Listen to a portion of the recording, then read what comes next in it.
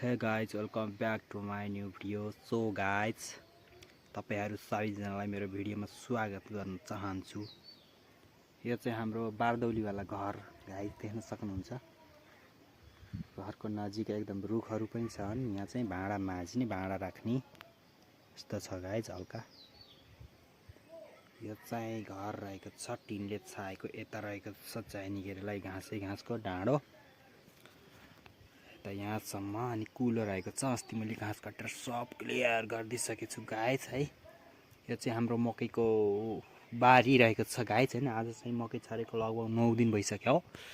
3 पात पलाइसके छन् गाइस। हेर्न सक्नुहुन्छ मेरो आँखा ठीक भइसकेको छ। सो गाइस त यो न्यू अपडेट म दिँदै जाने छु।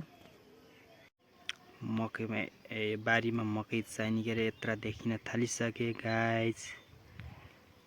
अब केही दिनमा अलि ठुला हुनेछन् अनि हरियाली छाउनेछ मकैबारी। सो गाइस यो पाटो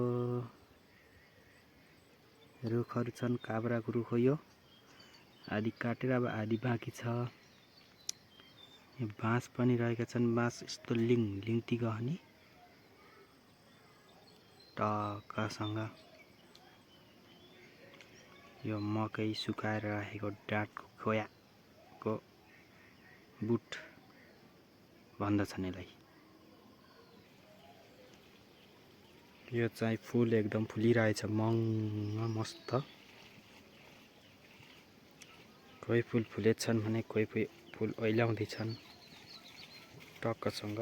यो चाहिँ रहेको छ बखडा, विकासी बखडा।